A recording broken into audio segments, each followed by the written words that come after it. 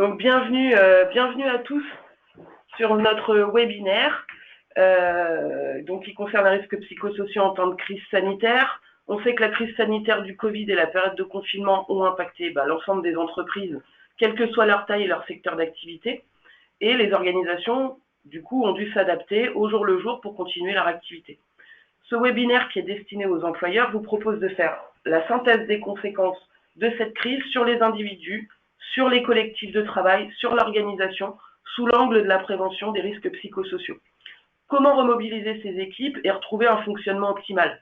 C'est la question qu'on a posée à Élodie Briançon, qui est psychologue du travail à la Génétra, et à Denis Deshaies, qui est consultant chez Senseid, cabinet spécialisé dans les enjeux de risques psychosociaux et de qualité de vie au travail, en lien avec la transformation des organisations. Bonjour. Bonjour. Donc, dans ce webinaire, nous allons avoir plusieurs objectifs. Le premier, c'est de faire un retour d'expérience sur la période du confinement. Dans un deuxième temps, d'aborder les enjeux du travail dans l'après-confinement. Et enfin, d'avoir des éléments pour accompagner l'organisation et les salariés.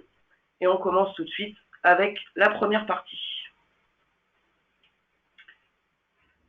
Voilà. En période de confinement, il y a eu un certain nombre de conséquences psychologiques déjà sur les individus et qui nous concernent tous. Alors, je vais vous présenter quelques éléments issus de l'enquête de groupe. En fait, c'est une méta-analyse des différentes études dans le monde qui ont été faites sur les impacts psychologiques d'une situation de confinement. Alors, ça rassemble une dizaine, les résultats en tout cas d'une dizaine d'études liées au Covid, mais aussi à d'autres situations de confinement ou d'isolement, de quarantaine, notamment sur des situations, des crises d'Ebola, de H1N1, etc., etc. Donc, pendant le confinement, il y a un certain nombre de facteurs de stress en soi. Déjà, la durée du confinement. On sait qu'un confinement qui dure plus de 10 jours va davantage favoriser l'apparition de stress post-traumatique. Donc là, dans cette situation-là, on était bien au-delà de 10 jours. Également, la crainte pour sa santé ou de contaminer autrui, qui en soi, l'exposition au virus, c'est un facteur de stress important.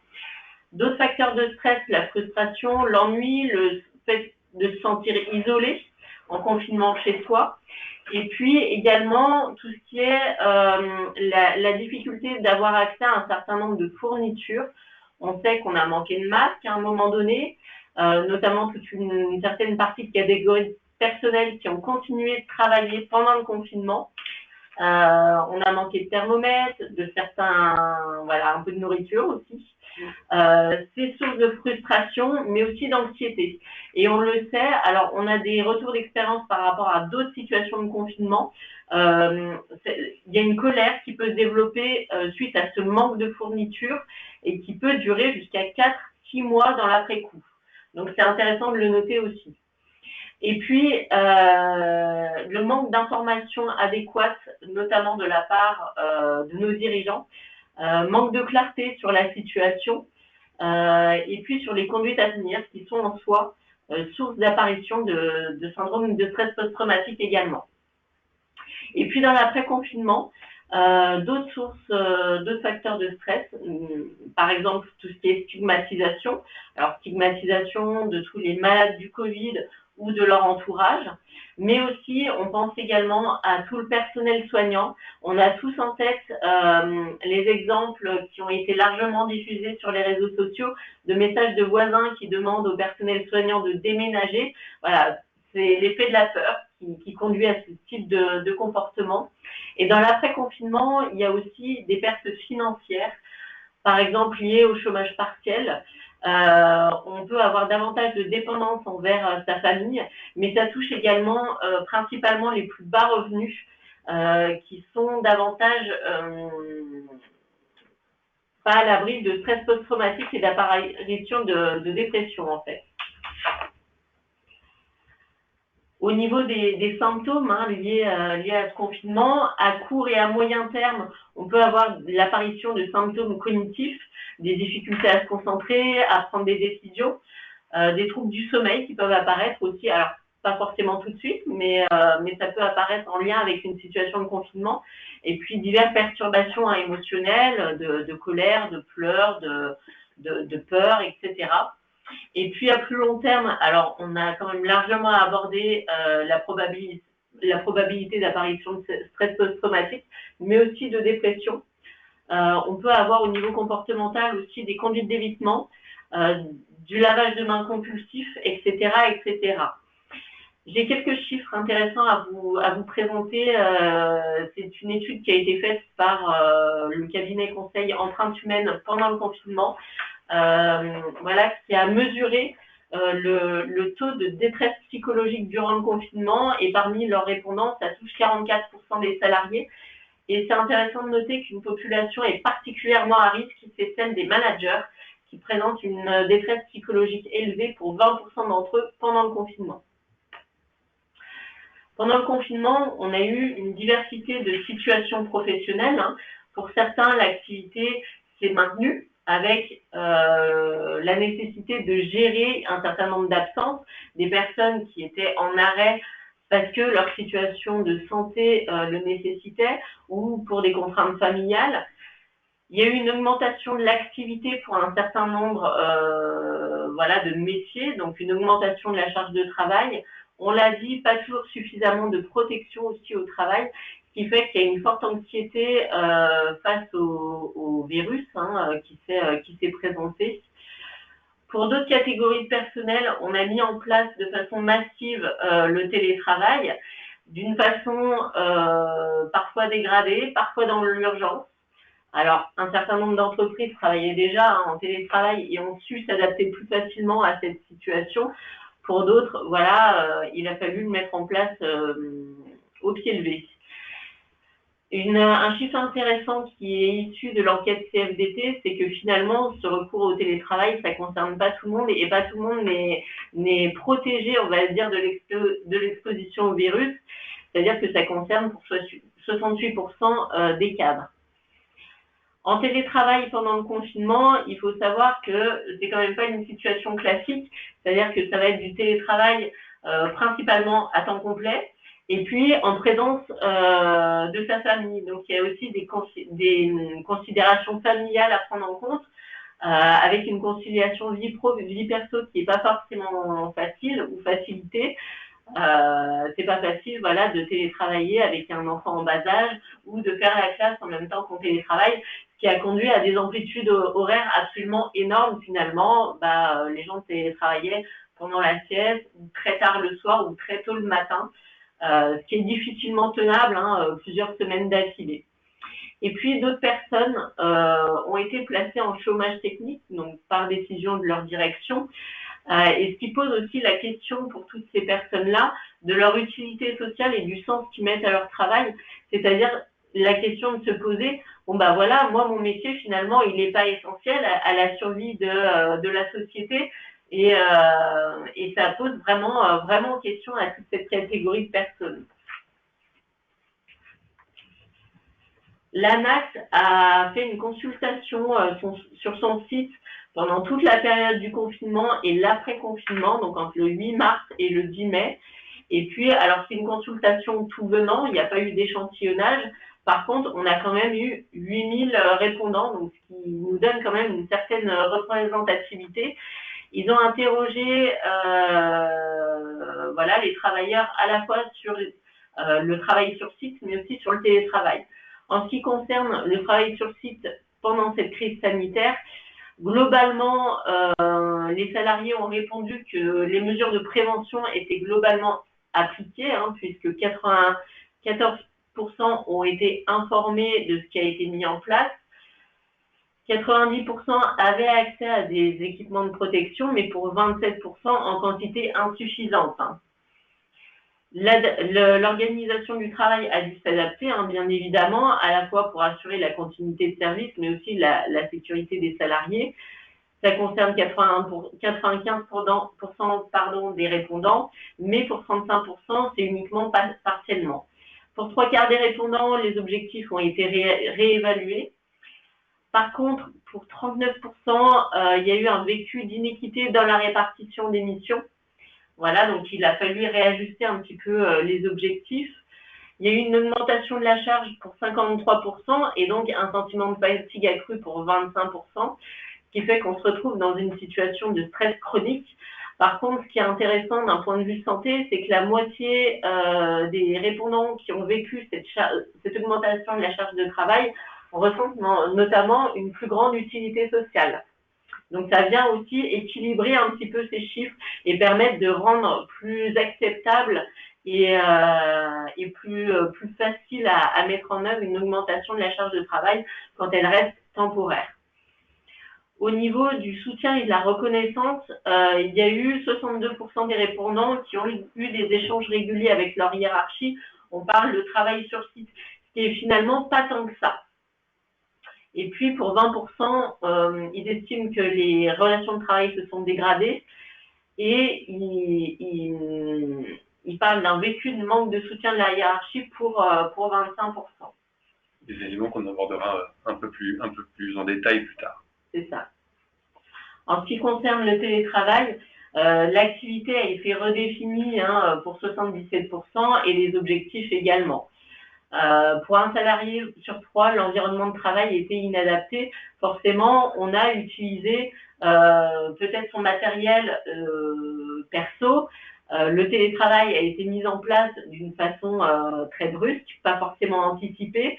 Et on a été dans un environnement domestique qui n'est pas toujours adapté au télétravail ou au télétravail à temps plein. Il y a eu également en télétravail une augmentation de la charge de travail pour 48%, mais ce qui est intéressant de noter, c'est qu'il y a eu une baisse de cette charge de travail pour 36%. On peut se dire que pour certains secteurs d'activité, il y avait une moindre activité, une moindre demande. Et par contre, il y a eu une diminution des rapports sociaux avec quand même des échanges à distance avec l'équipe, avec la hiérarchie pour 2/3 des répondants. Et ce qui est intéressant de noter, parce que ça va à contrario de ce qu'on aurait pu penser, c'est qu'il n'y a pas eu de modification de la qualité des relations de travail pour 71% des répondants. Ce qu'on peut l'expliquer, c'est que les équipes avaient déjà des modalités de coopération et des relations déjà bien implantées préexistantes à cette situation de télétravail, sachant qu'il faut noter que dans les chiffres de l'ANAC, un certain nombre de répondants avaient déjà le télétravail mis en place aussi préexistant à cette situation de crise sanitaire. Et puis au niveau individuel, il y a une fatigue accrue par cette situation de télétravail pour 50% des répondants, mais 88% souhaitent poursuivre le télétravail. Donc c'est aussi la question de réajuster et réadapter les conditions du télétravail mises en place dans l'entreprise. Sachant que je vous fais un lien aussi avec le webinaire qu'on a fait réaliser avec la Gémetra il n'y a pas longtemps et qui est disponible en replay sur la chaîne YouTube de la Gémetra. Et maintenant, alors?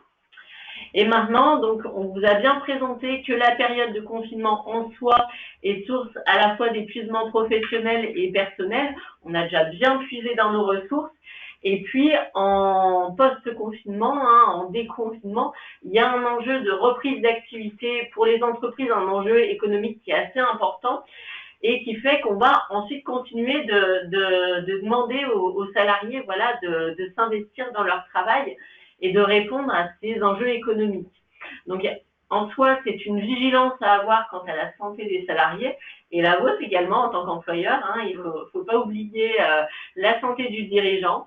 Donc, l'idée, c'est de pouvoir adapter la situation de travail qui est peut-être en mode dégradé depuis le déconfinement pour qu'on soit dans un fonctionnement qui soit ressource pour la santé de tout le monde. Au niveau de la gestion de la crise par les entreprises, ça a des impacts considérables sur le lien employeur-salarié, performance, mais aussi avec l'opinion publique. On le sait, on a dû mettre en place ou prendre un certain nombre de décisions par rapport aux informations dont on disposait à un moment donné.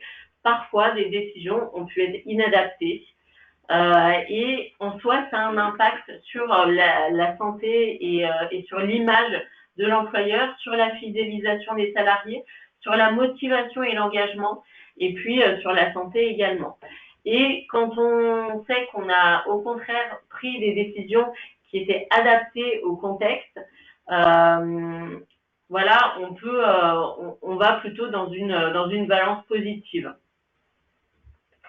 Donc, ce qu'on voit par rapport à ce graphique, c'est que finalement, la gestion de la crise sanitaire et la façon de gérer cette crise va influencer à la fois l'ensemble des dimensions liées à la performance des entreprises, donc aussi bien sur leur image, leur performance et la santé des salariés. Donc, ça place la santé finalement au cœur des enjeux organisationnels de performance, d'image, etc.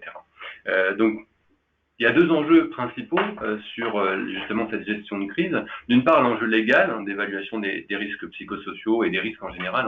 On vous a mis l'article de loi qui y correspond, donc qui implique d'évaluer les risques psychosociaux, donc liés à et consécutifs à cette crise sanitaire, d'élaborer un plan d'action et de mettre à jour le document unique de l'entreprise.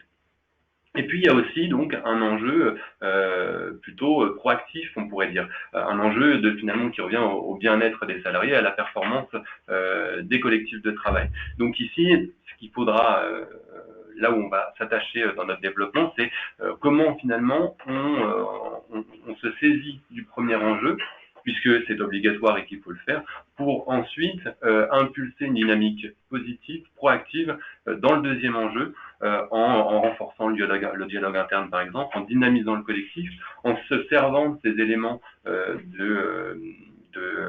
d'objectivité pour optimiser l'organisation du travail et pour préparer l'avenir. On y reviendra et ce sera le dernier point qu'on abordera. Donc, ce qu'on vient de voir, c'est qu'au-delà d'avoir perturbé le fonctionnement des entreprises, le confinement a eu et aura un impact durable sur les individus. De ce fait, la façon dont les entreprises se saisiront de la gestion de ces perturbations, elle sera déterminante pour maintenir leur image, renforcer l'engagement des salariés et optimiser la performance. Mais concrètement, qu'est-ce qui va changer? Quels sont leurs facteurs de risque à prendre en compte? Comment composer avec cette nouvelle donne? Alors justement, l'après-confinement, est-ce que c'est bien une nouvelle donne? Finalement, on peut dire que oui, parce qu'il y a un bouleversement total de la situation de travail et qui impacte toutes les dimensions du travail. Par dimension du travail, on entend surtout les 6 dimensions décrites dans le rapport bien connu maintenant, le rapport Golac, qui est largement utilisé dans la prévention des risques psychosociaux.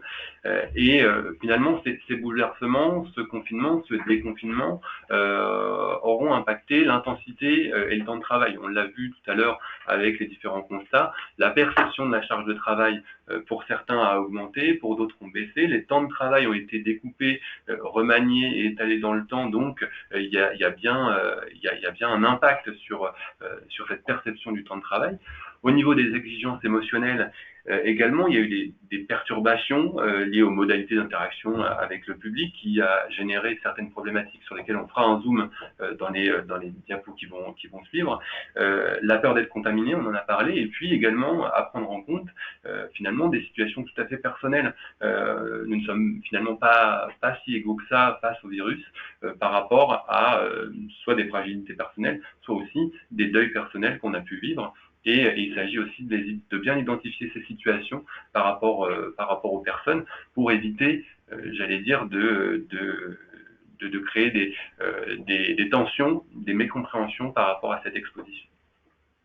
Il y a eu aussi donc une perturbation de l'autonomie. Certains ont augmenté leur prise de décision, ont pris un peu plus de liberté dans leur façon de s'organiser, là où d'autres, du fait des protocoles contrôle, etc., ont pu voir cette autonomie limitée.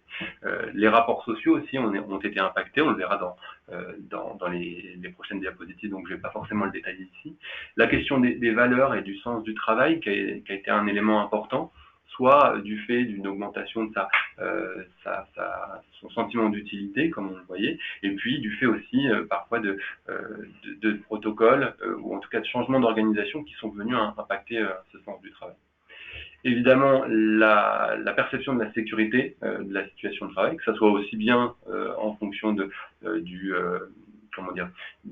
l'exposition aux risques sanitaires en tant que tel, mais aussi plus largement, sociétalement parlant, par rapport à une perception de menace sur sa sécurité de l'emploi, sur la pérennité de l'entreprise, etc. Donc ça, c'est des enjeux aussi qu'il faut prendre en compte, qu'il faut d'abord identifier, bien mesurer, pour pouvoir mettre en place des actions en face qui permettent de prévenir ces différents risques, ou en tout cas familles de risques. Donc d'abord un zoom, je vous le disais, sur les rapports sociaux. On constate, et puis la coopération au travail bien sûr, on constate globalement que le contexte général a évolué, hein, on n'a pas forcément le même rapport au travail, la situation a évolué, mais les problématiques, elles, sont restées globalement plutôt inchangées. Et parfois, il y a eu des changements qui ont été mis en œuvre pour gérer le risque, pour réorganiser l'activité, pour maintenir la continuité de l'organisation. Et ces changements ont pu exacerber finalement l'expression de ces problématiques, ou en tout cas de ces vécus difficiles. En tout cas, on a pu le voir, nous, sur notre activité de consultant, avec des personnes qui sont revenues avec de plus grandes difficultés à reprendre le travail. Des difficultés d'autant plus grandes par ailleurs que les ressources des salariés pour faire face à ces changements, à ces difficultés, ont souvent été affaiblies. Je rappelle simplement le fait que le confinement n'a pas agi finalement comme une période de repos, comme une période de vacances, parce que une sollicitation permanente et multifactorielle, j'allais dire, entre la famille, entre les enfants, entre les inquiétudes, les anxiétés. Donc, on ne peut pas dire que même si on ne travaillait pas, même si on était en télétravail ou en activité partielle, ça agit de façon reposante. Les conséquences, c'est quoi? On a 3 conséquences qu'on a remarquées principalement. C'est la persistance de problématiques anciennes qu'il faut savoir identifier et traiter. On a par exemple des verbatims de salariés qui nous ont dit que le confinement n'avait finalement rien changé et qu'ils se retrouvaient avec les mêmes problématiques qu'avant, qu'ils avaient la boule au ventre pour rentrer au travail, par exemple. Un effet amplificateur aussi des problématiques entre personnes. Donc ça peut se manifester par les personnes qui reviennent au travail par exemple et qui expliquent que leur chef, du fait des objectifs qu'on lui a fixés, bien sûr, est beaucoup plus sur leur dos, leur demande de rattraper le retard accusé pendant ce confinement. Et or, il y a eu une diminution des ressources, y compris organisationnelles, avec la suppression, en tout cas le non-renouvellement de CDD, par exemple. Donc ça, c'est des éléments à prendre en compte, puisque ça, effectivement, ça amplifie les problématiques du déconfinement et des problématiques relationnelles. Et puis enfin, la peur de l'avenir, puisque on a pu avoir des personnes qui, d'une part, étaient assez découragées par les difficultés de l'entreprise, ou en tout cas qui les percevaient parfois à tort et parfois à raison, et d'autres personnes qui se disaient mais c'est impossible de travailler avec autant de contraintes. J'ai l'exemple moi d'une éducatrice spécialisée qui travaille avec un public de personnes handicapées et qui se retrouve en confrontation entre les normes qu'on lui demande et la difficulté de compréhension déjà des mesures sanitaires, j'allais dire habituelles, des populations qu'elle est amenée à prendre en charge et accompagner.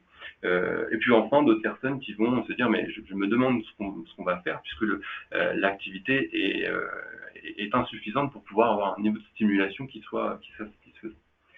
Donc, toutes ces difficultés nécessitent de faire un état des lieux de la situation dès la reprise et au moins jusqu'en septembre-octobre pour bien prendre le temps justement d'identifier ce nouveau contexte et de le comprendre. Et puis, je voulais faire un zoom également sur les mesures barrières. Voilà, il y a un certain nombre de recommandations qui sont faites pour se préserver et protéger autrui de la contamination. Ce qui fait que dans les entreprises, ça se manifeste par une organisation du temps et des espaces qui est un petit peu différente du fait que voilà, on cherche à avoir le moins possible au même endroit, au même moment, de respecter une certaine distanciation, etc. Ce qui fait qu'on va étaler les pauses déjeuner, on va davantage déjeuner à son bureau, on va étaler les activités, etc., etc.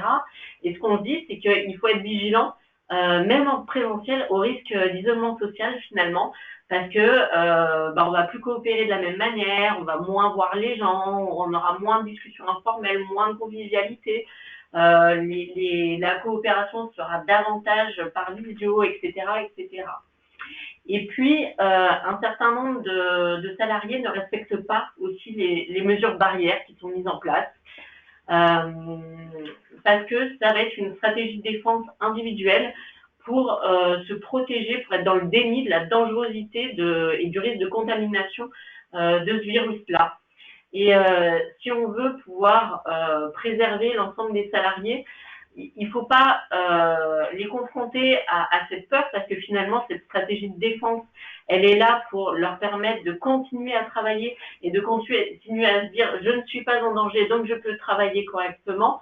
Par contre, pouvoir présenter, on va dire, le non-respect de ces comportements comme des incivilités, et du manque de respect vis-à-vis des autres, qui permet quand même de garder cette stratégie de défense qui a un rôle, en fait, pour les salariés, qui a un vrai rôle. Et puis se dire en soi que vous, la hiérarchie, vous êtes exemplaire aussi dans le respect de ces mesures barrières-là.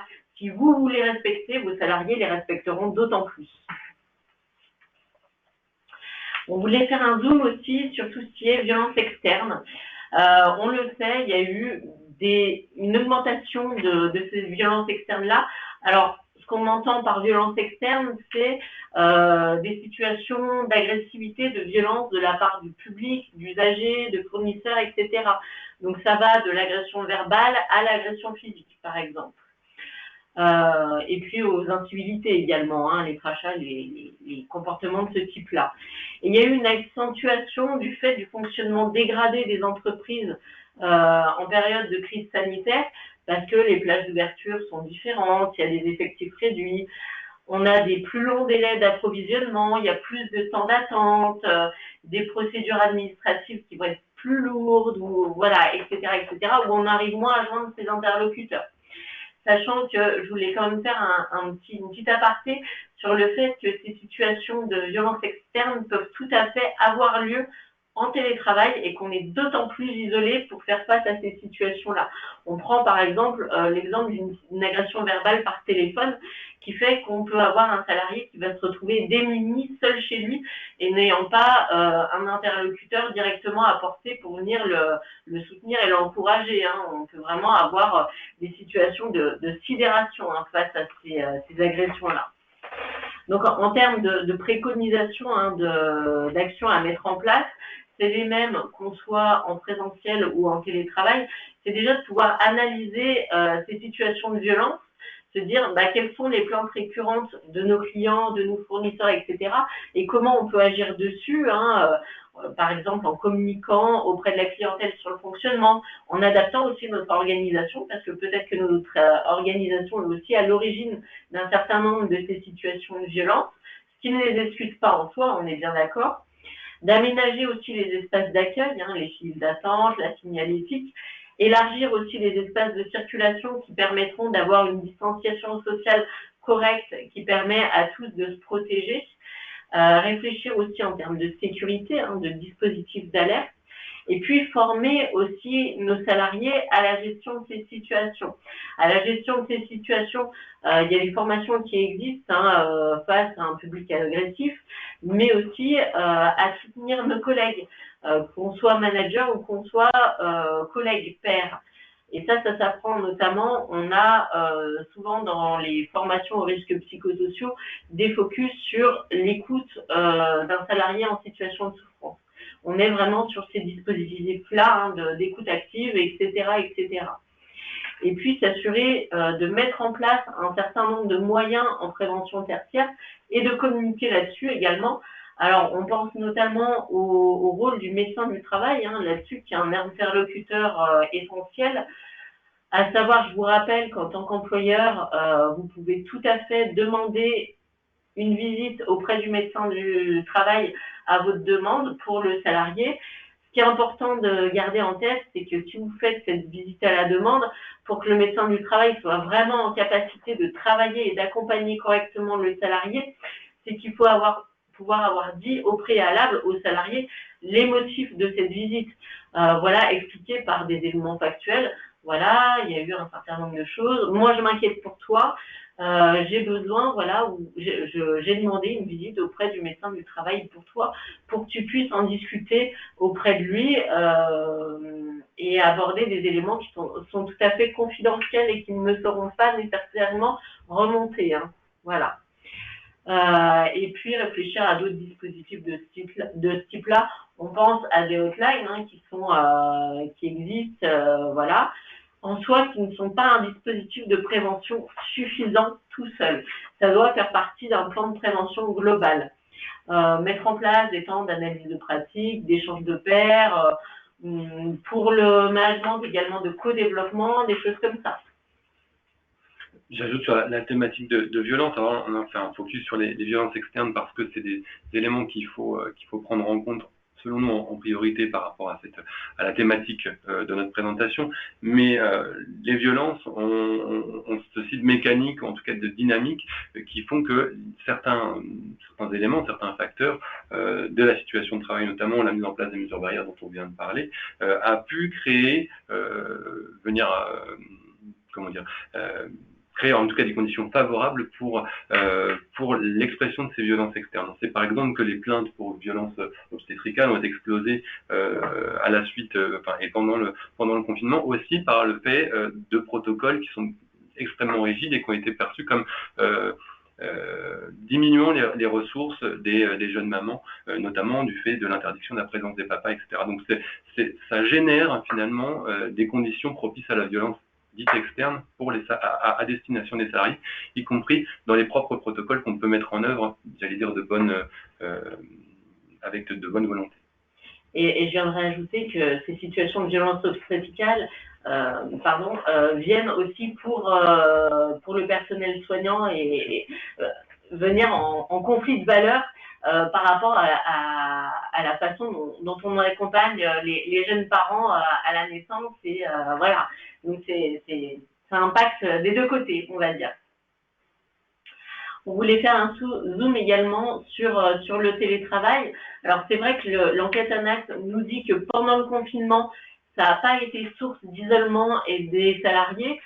Pour autant, ça concerne quand même un certain nombre de salariés parmi les répondants, sachant qu'il y a aussi toute la problématique des nouveaux arrivants dans les équipes qui n'ont pas eu ces liens créés et ces modalités de coopération déjà construites auparavant avec l'équipe, qui fait qu'on peut se retrouver facilement démunis. Je vous le dis parce que on ne sait jamais, il peut y avoir une autre situation de confinement qui arrive. Voilà, on n'est pas à l'abri de ça. Également, en télétravail, ce qu'on produit et notre travail est beaucoup moins visible. Alors, ce qui peut être insécurisant pour un manager ou pour un employeur, qui doit se dire « Oh, voilà, je ne sais pas ce que fait mon salarié ». Donc, un préalable qui est indispensable en situation de télétravail, que ce soit lié à la crise sanitaire ou pas, c'est une confiance réciproque entre employeur et salarié. Pour l'employeur de laisser ses salariés télétravailler et pour les salariés de remonter ces difficultés et pouvoir le faire en toute confiance en disant bon bah voilà, je vais être aidé à résoudre un certain nombre de difficultés à télétravailler. Et puis, ce manque de visibilité du travail, il impacte aussi directement la charge de travail parce qu'on va voir le résultat du travail produit, mais on ne va pas voir tout le processus mis en place. Télétravailler, on ne travaille pas de la même manière qu'en présentiel. On a par exemple plus difficilement accès à un certain nombre de données où on a des contraintes informatiques qui sont autres. On a aussi une charge de travail, voilà, où on n'a pas forcément la visibilité sur le travail réel et sur combien de temps ça va nous prendre. Et puis aussi en termes d'interdépendance avec les équipes, avec le collègue, on ne sait pas quand est-ce que l'autre aura produit la partie de son travail. Ou, voilà, les modalités de coopération sont quand même moins fluides qu'en présentiel. Et puis, il y a une difficulté aussi de reconnaissance de tout ce qu'on a mis en place et de tout ce qu'on a investi comme engagement pendant cette période de crise sanitaire en télétravail, avec les difficultés familiales qu'on peut avoir.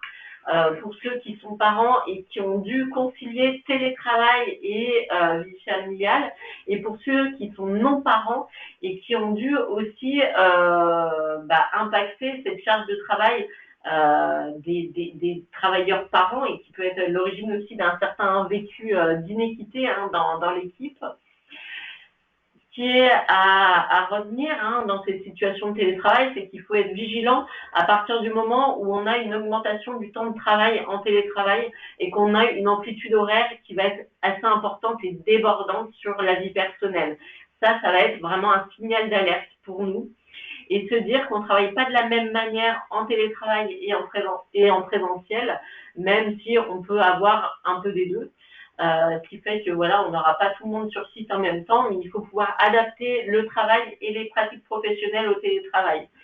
En se disant que, par exemple, on ne va pas participer de la même manière aux prises de décision. On va être éloigné des zones de décision. Pourquoi? Parce qu'il y a un certain nombre de décisions qui se prennent aussi par des échanges informels qui ont lieu en présentiel, qui font que voilà, le manager, il va discuter avec ses équipes, il va prendre le pouls un petit peu, il va avoir en temps réel voilà, un point sur les difficultés au travail ou au contraire ce qui fonctionne bien. Et puis, à distance, finalement, on va revenir au point essentiel et on va peut-être passer à côté d'un certain nombre d'aspects. Et puis, aussi mettre en place un certain nombre de choses par rapport aux contraintes techniques. Ne pas oublier de renforcer le support informatique qui a été pendant toute cette période de confinement fortement sollicité, notamment par rapport au télétravail et aux difficultés d'adapter l'accès à un espace domestique, de former aussi les salariés à ces outils-là, et puis de s'assurer aussi que les outils sont vraiment adaptés à nos besoins et aux besoins de notre activité, ce qui n'est pas toujours le cas. C'est-à-dire que dans une même entreprise, on va avoir des choix d'outils qui vont être faits et qui vont être faits pour le plus grand nombre, mais pour un certain nombre de métiers, du coup, ça ne va pas être forcément adapté et il faut aussi pouvoir s'assurer de la souplesse des outils. Et puis d'avoir accès à distance à un maximum de données. Ça va être la difficulté, par exemple, si je vais avoir besoin d'avoir accès au réseau en télétravail à un certain nombre d'informations, il faut que je pense à l'avance pour ma journée de télétravail ou mes journées de télétravail de la semaine, de récupérer l'ensemble des informations au préalable. C'est une charge supplémentaire et un coût cognitif supplémentaire.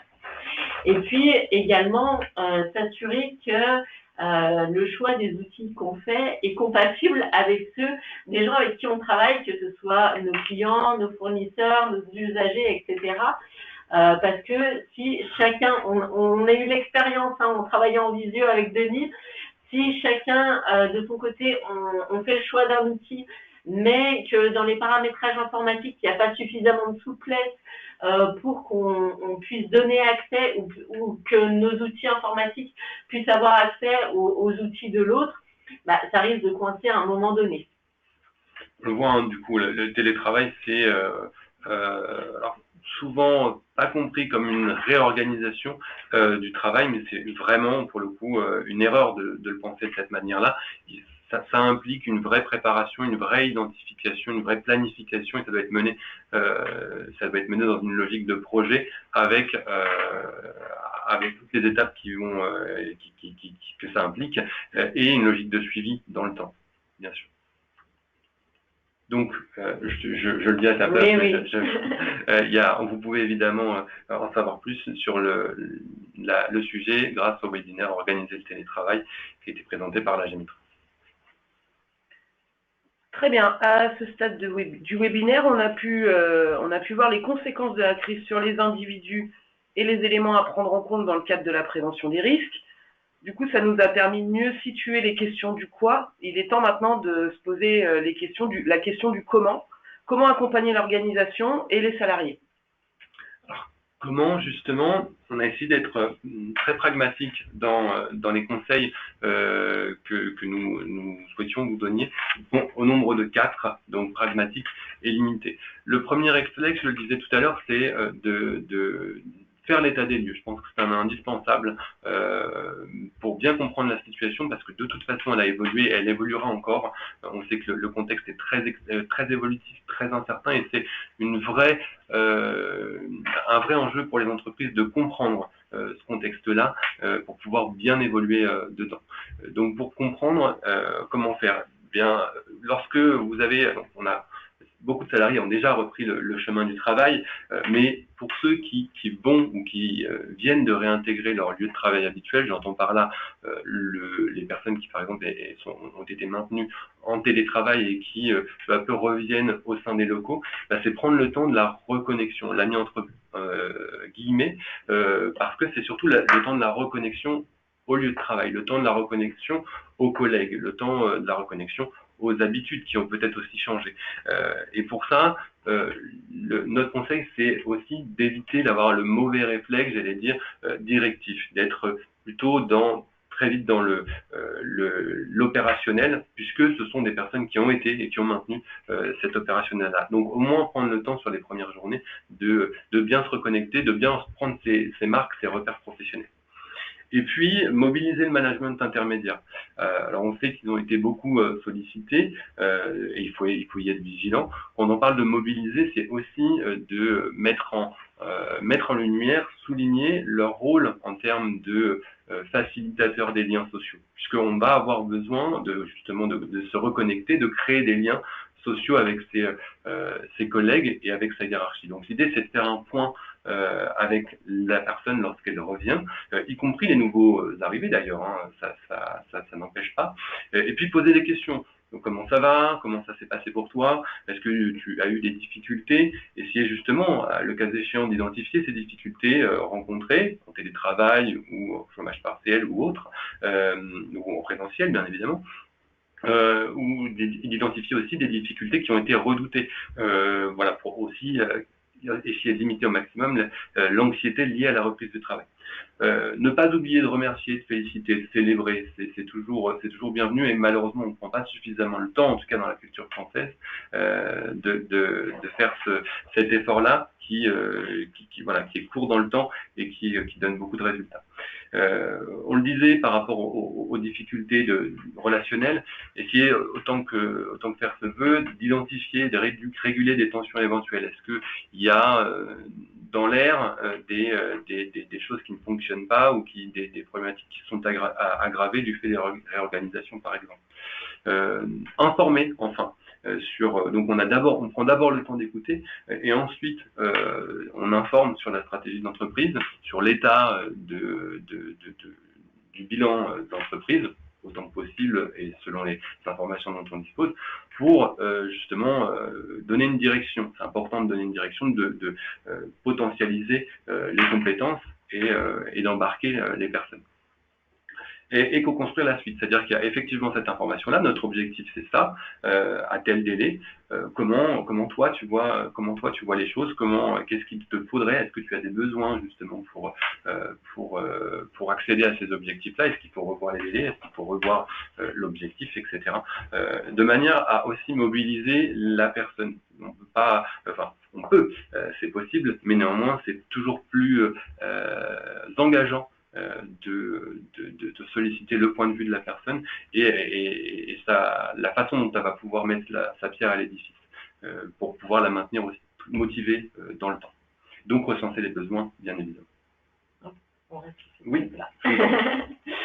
Voilà, je voulais compléter un petit peu ce qu'a dit Denis, parce qu'effectivement, il y a des gens qui reviennent encore aujourd'hui et qui peuvent se sentir en décalage avec des équipes qui ont été déconfinées depuis longtemps, qui reviennent parce que voilà, réouverture des crèches, des écoles, et qui reviendront aussi à la fin de la crise sanitaire. Il ne faut pas oublier les personnes qui sont toujours confinées parce que leur état de santé fait d'eux voilà, des cibles finalement, et qu'à un moment donné, il faudra aussi les réintégrer dans l'équipe. Et puis moi, je voulais aussi faire un petit focus sur le management intermédiaire. On a vu tout à l'heure voilà, que c'est finalement la population la plus touchée par cette situation de crise sanitaire. Il faut aussi les accompagner, les écouter, et puis adapter nos décisions stratégiques aux remontées de terrain, aux remontées des équipes, aux remontées des managers, et puis les accompagner aussi, prendre des temps d'échange sur leurs difficultés dans le management d'équipe, peut-être mettre en place des actions de co-développement. Alors je vous donne ce dispositif comme un exemple, hein, il en existe d'autres, mais voilà, des temps d'échange vraiment sur des situations de travail compliquées et des temps d'échange de pratique finalement. Et puis accompagner le collectif aussi, qui a pu vivre un certain sentiment d'inéquité suivant la situation professionnelle qu'ils ont eue pendant le confinement et dans l'après-confinement, entre ceux qui étaient en chômage partiel et finalement qui se comparaient à d'autres situations sociales de ceux qui étaient en travail sur site ou en télétravail, qui avaient des déplacements autorisés ou qui pouvaient toujours continuer à travailler, ceux qui étaient sur site, qui voilà, avaient un risque de contamination par rapport à ceux qui étaient protégés en télétravail ou en chômage partiel, et puis ceux en chômage partiel qui finalement ont pas mal perdu en salaire hein, quand même. Donc finalement, il y a une comparaison mutuelle entre ces différentes situations sociales qui font qu'il peut y avoir des tensions dans une même entreprise entre voilà, des personnes qui ont été dans ces différentes situations et qui vont avoir l'impression que la situation de l'autre est plus enviable que la sienne.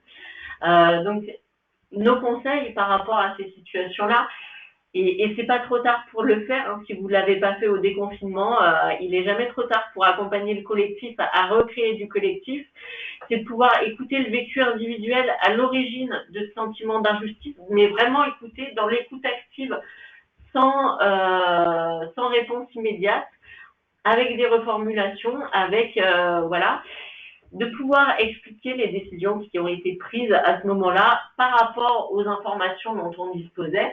Et si on se rend compte aujourd'hui que les décisions qu'on a prises étaient inadaptées à ce moment-là, ça peut arriver. C'est important et c'est très bien vécu par les salariés, c'est de pouvoir reconnaître les erreurs faites. C'est important. Sans se dévaluer, sans se dévaloriser, mais reconnaître, bon bah voilà, on s'est trompé, bon bah on va réajuster. Et puis pouvoir redéfinir collectivement nos objectifs communs et restaurer le sentiment d'appartenance avec l'équipe et avec l'entreprise.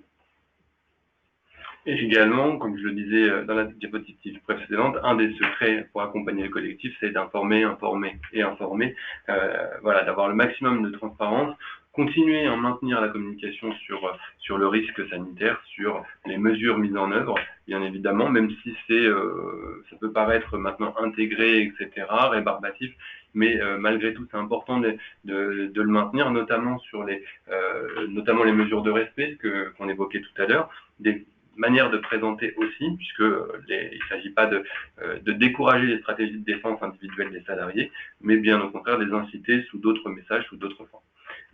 D'impliquer les instances de représentation du personnel, c'est aussi un des facteurs clés de succès pour pouvoir justement être à plusieurs, d'avoir plusieurs relais au sein de l'entreprise et d'avoir un message qui soit cohérent et qui va dans le même sens, au moins sur ces éléments-là. d'informer les salariés sur la situation de l'entreprise, où on en est et où on va, et puis mettre en place, si besoin, un dispositif de veille et d'orienter les salariés. Je pense notamment, évidemment, au service de santé au travail, la médecine du travail, ancienne médecine du travail, les médecins du travail, les psychologues du travail, bien sûr, les psychologues cliniciens, et également, vous avez des dispositifs de hotline qui se multiplient et qui peuvent être intéressants pour au moins permettre aux salariés de s'exprimer, de libérer la parole et d'avoir une visibilité sur leurs inquiétudes. Enfin, troisième conseil, dynamiser le collectif. Dynamiser, ça veut dire quoi? Ça veut dire surtout identifier les forces, les faiblesses, les opportunités. On le disait tout à l'heure, finalement, on est obligé de faire cet état des lieux du fait des obligations légales. Donc, quitte à le faire, autant s'en servir aussi pour identifier ce qui peut faire la différence au niveau de l'activité. Donc, pour ça, ce qu'on peut conseiller, c'est mettre en place des moments de partage et mettre en débat le travail. En examinant, par exemple, les pratiques qui ont bien fonctionné pendant le confinement, je pense notamment aux liens fonctionnels, aux manières de faire, à certaines astuces qui ont été trouvées pour les conserver et donc les développer. Identifier également, bien sûr, ce qui n'a pas fonctionné, à contrario, les pratiques qui ont été relativement inefficaces ou chronophages ou sans grande valeur ajoutée. Et puis stratégiquement, au niveau de l'organisation, concentrer les énergies sur justement ce qui a fonctionné, ce qui a été facteur de motivation, ce sur quoi on a développé de la qualité, ou ce sur quoi au contraire on a réussi à faire d'avoir un bon débit et à tirer son épingle du jeu là-dessus. Donc en fait, ces trois éléments-là vont être vraiment des facteurs importants à prendre en compte pour aussi orienter, le cas échéant, l'organisation, les objectifs, etc.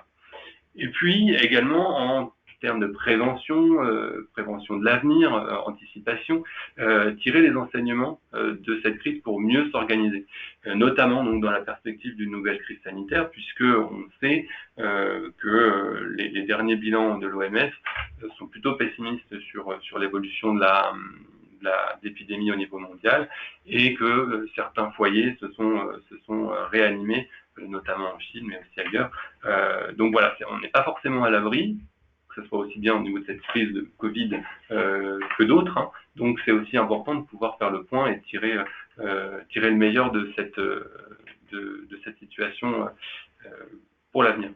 Et pour ce faire, vous avez la possibilité de vous aider des 6 familles de facteurs de risque qu'on a évoqués avec la roue et le rapport de Golac. À travers ces 6 familles de facteurs, on va très vite pouvoir identifier ses forces, ses faiblesses, ses opportunités et tirer, in fine, les enseignements de cette période. Comme toute réorganisation de l'activité, les réorganisations qui ont été mises en place pendant cette période doivent être suivies finalement d'une préparation et suivies dans le temps. Donc pour cela, il s'agit d'avoir de s'inscrire dans une réelle logique projet, de mettre en œuvre les changements nécessaires, d'abord de faire l'état des lieux. Je reprends finalement l'ensemble des diapositives, l'ensemble des 4 conseils, je vais y arriver.